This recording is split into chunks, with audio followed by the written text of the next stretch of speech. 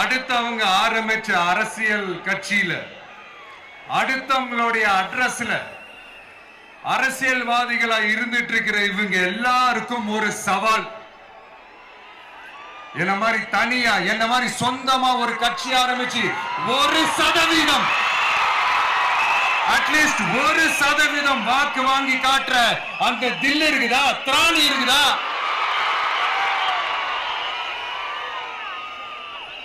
முப்பது வருஷமா மக்கள் இயக்கமா இருந்து இன்னைக்கு மிகப்பெரிய ஒரு அரசியல் கட்சியா வளர்ந்து இந்த கூட்டணி கட்சிகள் மட்டுமே நம்பி இருக்கிற 75 வருஷ கட்சி 50 வருஷ கட்சின்னு இன்னைக்கு ஆட்சி அதிகாரத்தில் இருந்துட்டு இருக்கிற இவங்க எல்லாரையும் மீறி இன்னைக்கு களத்துல தனியா நின்னு இந்த 2 வருஷத்துல முதன்மை சக்தியா வளர்ந்து 30% தாண்டி இன்னைக்கு மக்கள் ஆதரவை பெற்றிருக்கிற நமக்கு அனுபவம் இல்லையா? உங்களுடைய அனுபவம் என்னன்னு சொல்லட்டுமா?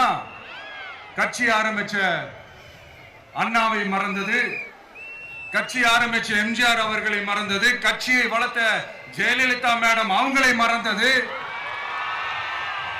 இவங்க எல்லாரும் சொன்ன விஷயங்கள், பேசின விஷயங்கள், எதையெல்லாம் ஃபாலோ பண்ணணும்னு சொன்ன விஷயங்கள் எல்லாத்தையும் மறந்தது.